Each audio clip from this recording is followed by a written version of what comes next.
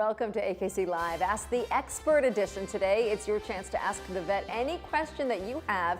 Our theme today is, why does my dog do this? Well, sometimes our dogs do or act just a bit off to us, but not strange enough to rush to the vet. So we're giving you the opportunity to pose that nagging question you have on why does my dog do this, and see if you should consult with your vet. You can ask those questions on Facebook, and we're joined right now in studio by Chief Veterinary Officer of the American Kennel Club, Dr. Jerry Klein, and our co-host, 1.5-year-old Chihuahua named Hugo. He's going to be here with us throughout the show, and he's listening intently. Hugo loves his cookies. Here, Hugo. I don't know if he's up for co-hosting, but he's certainly going to listen, Yeah. and we'll see. We'll pay attention to his behavior also. So we're going to get to the questions too. We have a huge response already on Facebook. We're going to take our first question from Sue Norris on why does my dog do this. So her question is, why does my schnauzer often choose to sleep on the floor under a chest of drawers that's cramped in a space rather than on a comfy couch or a dog bed? Well, I think dogs mimic what they do in nature instinctually. They like their own space. I think in nature they would find a secluded nook under, even in a cave, someplace that's private that they feel secure in. And so even though it may not be comfortable to humans, they feel secure under that. They feel sheltered, something above them, and I think every dog is different. Some dogs love being on a bed and being on a sofa. If he's happy there and he's not causing any problems, I think there's no reason to change it. Yeah, Sue did add to that her dog is a rescue, and felt that the dog was abused as well. Well, there you go. I mean, we all come with our own baggage. We all have our history, whether it's humans, man or beast. And this dog may have had some poor episode where, God bless him, he's in a happy home right now. But there's memories, and we all have our memories, and maybe he's still going back to those memories. But he's in a happy place, and he feels secure and happy with that. And if he's not causing any issues with that, not causing any distractions, there's no reason to change it. When should we be concerned if it's a sudden change in behavior? I think so. I think, especially in cats, when they go off to hide someplace, it usually means something not very good. If dogs go off their regular schedule and they do something that's peculiar, they refuse to get up, refuse to eat, or go outside, then it becomes problematic. So if my dog has been sleeping on the floor, on the hardwood floor, and she's comfortable there, we buy her a dog bed and she doesn't take to the dog bed, just keep her as keep the dog bed. Sometimes they'll use it, sometimes not. With my dogs, we have a variety of the beds that they can use. They can go on the sofa sometimes. I know they're not supposed to, but our dogs sometimes do. And they choose to. Sometimes they love to go even in their own open crate. That's their form of shelter. They're allowed to be where they want to be in their home as long as they have developed no habits that are destructive.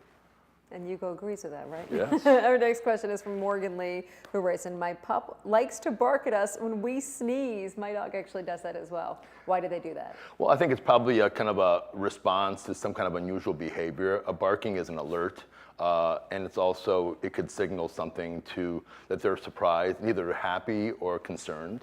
And so they're just responding to some unusual sound or stimulus. Because it's sudden. And it's also maybe the owner as well, so maybe they're a little concerned, but they're sudden. That's why the doorbells sometimes or certain kind of sounds certain dogs, but it'll incite that kind of behavior. Keep your questions coming via Facebook for Dr. Jerry. I want to ask you this one. My dog sometimes eats her treats but won't go near her food, especially if we introduce a new type of food. Should there be reason for concern, or will she eventually eat the new food? If the dog is otherwise acting okay and will eat, I mean, that's not a reason for concern. The problem is that treats, just like if our kids or ourselves just ate fast food and not a well-balanced diet, they may not be getting the best nutrients. And the primary food should be the primary food. So the one way of doing that, dogs will not starve if you don't, if you feed them. Unlike cats will actually stop eating.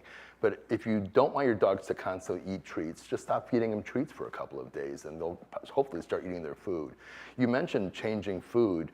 There should be a good reason to change diet. You should consult with your veterinarian and make sure you're feeding the best diet for that dog. Not every dog does well on every diet. And there are certain foods that may fare better. So if you're making a dietary change, any dietary change should be done gradually over a period of several days so as not to cause gastrointestinal disturbances. But if the dog isn't eating because he doesn't like it, and you either decide to change food or just stop eating the treats and see if your dog will otherwise go back to his food. Now, we have to make sure during that time, your dog is still happy, drinking water, not vomiting, and otherwise acting okay. If your dog is lethargic and won't eat anything at all, then that's not a good thing. Then you should call your veterinarian. I mean, if your kid, why would your kid eat dinner and have the? And if you only will eat hot dogs, but he won't eat any vegetables, I mean, Right. it's because he's conditioned to that. I mean, hopefully in time he'll eat the vegetables, but you can keep playing that. And certain adults have bad dietary habits. Guess why? Because people play into that. Right. And we can do the same thing with our dogs. And hopefully we know better by now. I'll take the chocolate chip cookies over the Well, I beef feed any day, Hugo right? another cookie. Exactly. And he's waiting for Yes, me. I know. So who's teaching who? Yeah, right. Exactly. Well, Mary writes in, my dog had lymphoma. He wasn't doing well last week with no eating and some vomiting. One day he began acting strange, walking the yard and digging holes everywhere, something he has never done before. Why was he suddenly digging holes? Was he looking for a place to die? We put him down the next day. Our hearts are shattered. Well, first of all, I'm very sorry. Dogs that have illnesses such as lymphoma, we never know where it's metastasizing to, how they're feeling, whether it's going to the brain causing mental disturbances or changes, because we know that can happen in humans as well. So there could be a reason, yes, maybe that poor dog felt the need to find some kind of area to find some kind of solace in. He could have had some kind of mental changes due to possibly the cancer infiltrating his brain. We don't know exactly why. I'm sorry that happened. So it can manifest in different ways. Yeah, we're really sorry for your loss. Mary writes in, why does my 4-year-old Sheltie Rascal attack our oven when it's on? He's even tried to jump in it. I'm so afraid he's going to get burned one day. I've tried baby gates. He broke through those. When I'm cooking, I have to get him focused in another room and shut the door for his own safety. That's a first for me. I've never heard a dog that wanted to get into an oven, and that is dangerous, obviously. I'm not sure I can answer why that dog is attracted to that oven unless there's certain kind of Is heat. it an odor? Yeah, odor or heat or certain noises. Regardless, it is dangerous. Thank God, she's supervising the area. She should try to deter that kind of action. One of the things you can try to do is get like a little bean bag with some noise, and if it tries going to it, just throw it on the floor next to it to kind of alert the dog and kind of scare it from being in that perimeter, because you don't want the dog to get burned or to have any kind of other incidences like that. I want to ask you a little bit about, sometimes my dog will knock over the trash pail, empty out the trash pail. It's not necessarily food in there, but tissues. She likes to chew and mangle tissues. What is that? That's almost obsessive compulsive, but it's also, as long as it's just tissue, it's not harmful at all. And I think that eating tissues and paper is not going to cause any gastrointestinal obstructions or disturbances as long as there's nothing else going on. It will create a mess. And I'm not sure why they have a certain attraction to that. It may be the texture. It's not really necessarily the taste. As far as garbage goes, garbage cans can be problematic. All garbage cans should have a cover, ideally, especially for like old food. There are certain foods that are very problematic, and I know as an emergency veterinarian, we've had to deal with that. Corn cobs, for example, in the trash. If the dog ingests a corn cob, that can cause an intestinal obstruction and potentially life-threatening. Foods containing onions and garlic are toxic, and grapes and onions are also toxic to dogs as well.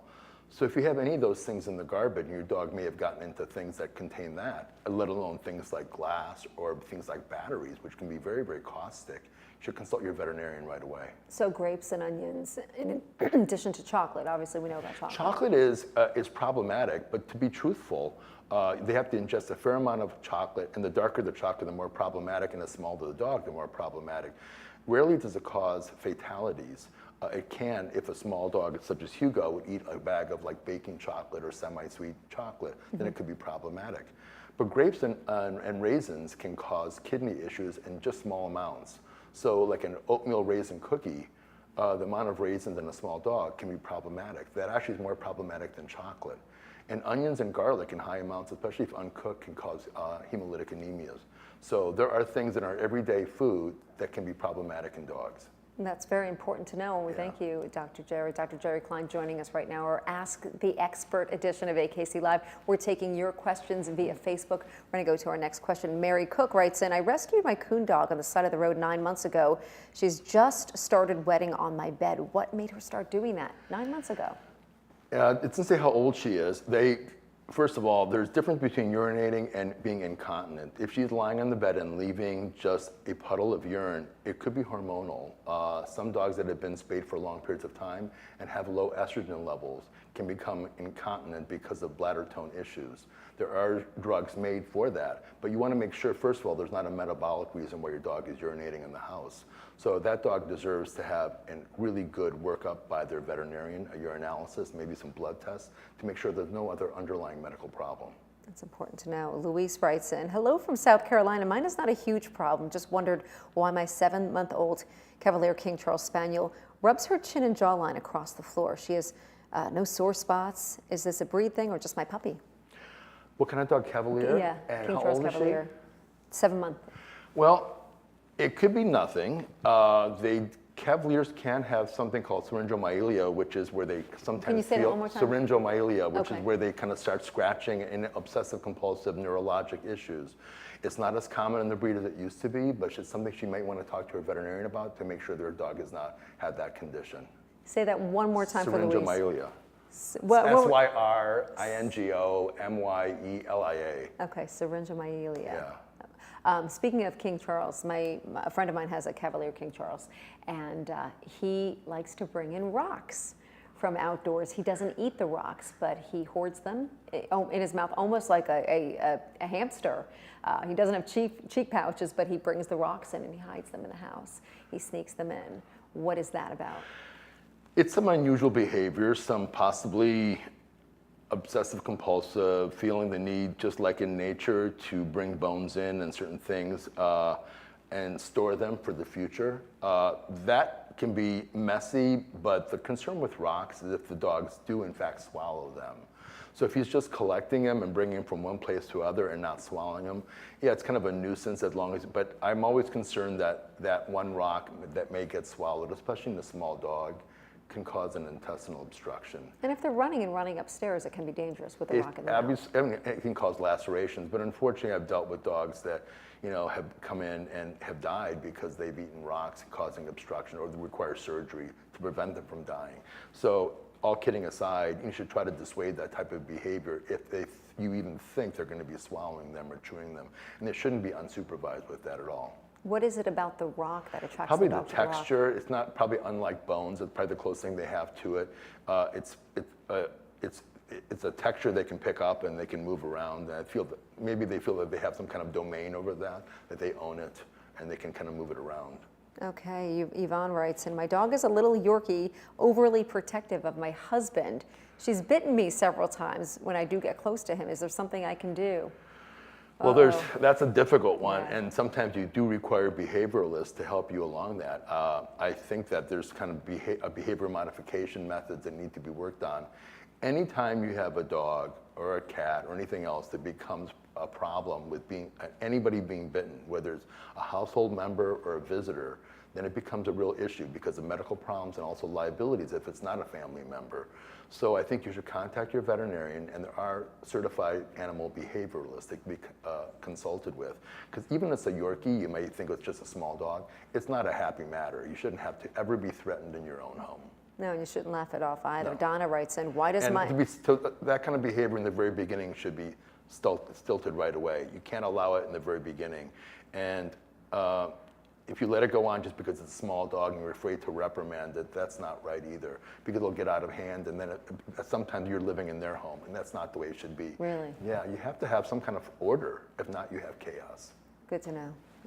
Dr. Donna writes in, why does my dog just stare at me? She's already ate, already went potty. Sometimes she just stares. And I think we all get this too. They love us, right? I was going to say, that sounds like, it sounds like fantastic. Hugo looking at you, I yeah. know. Maybe because they want something. I'm not sure we can always read. One thing about dogs that's so incredible that if you read about science, they are able to sense our feelings and emotions through our eyes, which they say other species cannot do. So I think that the dogs, through the period of time in domesticity, have learned our behavior so well that they can look and stare at us and kind of understand us better. It's kind of touching as long as the dog isn't creeping you out, which can sometimes happen. As long as the dog is not in need of anything and you're okay with it. But if not, keep the dog, maybe make sure he has enough activities that he doesn't feel like he's bored. But if he's otherwise doing it okay because he loves you, that's okay. Yeah, sometimes they just miss you, want to Yeah. spend time with you, they want your attention. Terry writes, and I understand a dog needs a rabies booster at 5 years old after getting the initial rabies shot at 6 months old. Is that correct? Do they need additional boosters as they get older? First of all, rabies is a vaccine that there's no question on, has to be given because it's law in every state. You give the first one, they have to be at least 4 months of age, and then a yearly booster or every 3 years. I'm not sure about at the 5-year mark. Usually rabies is given once at 4 months of age, and then at 1 year At the annual visit, right? And then some rabies vaccines are good for 3 3 years, years. I don't know of any that are longer than 3 years. Okay, I remember last time we did discuss that there's a 3-year vaccine and the annual vaccine right. as well. Nick writes in, dogs should eat different things each meal or daily, just like us. Doesn't make sense to feed any animal or person same thing each day. Is that a question or a I statement? don't know. Well, who wrote that? Nick wrote that. Well, they're Nick. Okay. Apparently you know, but actually I don't agree with Nick. I think dogs thrive on consistency. Okay. And I think changing things too much can cause problems in my experience. Certain dogs have sensitivities to certain types of proteins or carbohydrates. And I think dogs fare very well on a balanced diet that's given on a regular basis. Okay, so I think you can add things to it, but I don't think it's because they require it. I think it makes you feel better giving it to them. And I don't know how he knows how dogs feel. Apparently Nick knows better than everyone else. This is Dr. Jerry Klein joining us today. What do you think, Hugo? Dr. Does Nick Jerry know better? answering your Yeah. questions. There Let go, me ask Nick. you this too. Some people I know sometimes when my dog stays with a family member, she loves going there because they love to feed her some table food. Well, yeah, it's like kids going to their grandparents' house. You know, they get certain treats and treated a certain way that the parents don't do because they kind of, They are can get away with it. disciplinarian. Yeah. You know what? They're not dumb. They'll get away with as much as they can. And there's nothing wrong with certain treats and certain things as long as it's given in moderation, as long as it's not causing problems. On my own dogs, listen, if we're making some scrambled eggs and they have no onions or chives or anything else in them, and I have a little extra and cook it with non-fat, I give my dogs little scrambled eggs or some non-fat cottage cheese with it, and they like it. And there's nothing wrong with that. My dogs love cheese, and that's a treat. But they still get their balanced dog food all the time. I do have friends who stop at the deli counter and they special order cold cuts for their dog. The thing about cold cuts is just like with us, a lot of salt, a lot of sodium and nitrite, so you have to be careful of that. Okay. So I think I'd rather, if you're going to go that route, get a rotisserie chicken at the markets, because every market has them anymore, and just give them the chicken breast, a shredded chicken with no fat, no skin, no bones, and I think that they love that. I think cold cuts, as I said, nitrites and salt is a little bit of a concern. But my husband gives our dog ham, so my dogs are happy with that too. But again, in moderation. In moderation. Why does my dog eat grass? This is from Jackie. He will eat it almost daily on our walk and seeks out the tall, wide blade grass. Is there something I can feed him as a supplement? That's a good question. I think in nature, dogs will eat grass at any time they have any gastrointestinal disturbance. Their intuition, if they have nausea or upset stomach or gastrointestinal concerns, they'll eat grass, and usually what that does, it induces vomiting. It clears their stomach out. Okay. So sometimes dogs will do that for that reason, and it could be indicative that they're going to have some kind of problem. But when dogs do it on a regular basis and excessively, that can cause problems as well, and that can be more an indication of obsessive compulsive behavior. So I wouldn't let her dog do this unattended for long periods of time. I try to discourage the behavior by making sure it's not bored, have other activities for it. Allowing it to eat a little bit of grass is okay, but allowing it to just go random and just eat as much grass or leaves, that's not good. At what point should she, call the vet and bring the dog Well, into I the think vet? she should mention it to her vet when, if the dog, if it's concerning enough to be asking about it, she should probably at least call her vet and see if there's any other dietary concerns. Make sure the dog doesn't have any internal parasites, it doesn't have any dietary deficiencies or other metabolic concerns. Our final question we have from Judy. She writes in, how can I clear up a constant ear infection? Tried all meds vet gives, but it comes right back.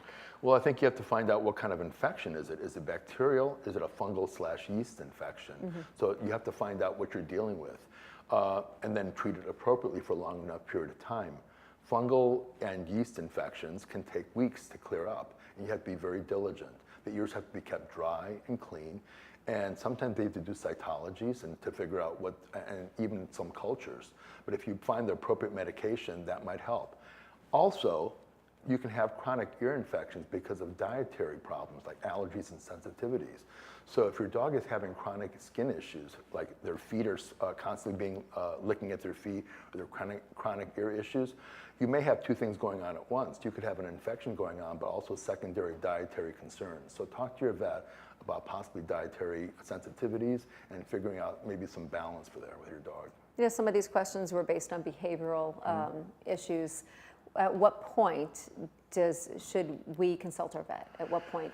I think when you live with your dog on a day-by-day basis, you know what normal is for them. If something looks like it's acting or doing something abnormally for over a period of 24 hours and longer, and doesn't seem right to you, you know, your gut was telling you that something doesn't feel right or seem right, you should at least call. All vet hospital technicians are more than happy to answer questions, and I think that's exactly what they're there for. As veterinarians, we'd rather answer a question and see something sooner rather than later. And I know as an emergency vet, I'd much rather see something that's not a problem than something that somebody waited 1 or 2 days too long. It's better to be safe, right? Always. Dr. Jerry Klein, thank you for your expertise. Thanks, Thank you. I'm Sam Ryan. Thanks for joining me today. And thank you for being part of our show and sharing your questions. Be sure to download AKC TV on Roku and Apple TV and follow us on Facebook, Instagram, and Twitter. AKC TV, it's Good Dog TV. We thank Dr. Jerry Klein and Hugo. And Hugo came dressed in his tuxedo today. I love you. Plenty of treats for Hugo today. He's well behaved. Look at him. Ready for his close-up. There you go. And we leave you with our Good Dog moment of the week, where I have to ask, why is this dog doing this?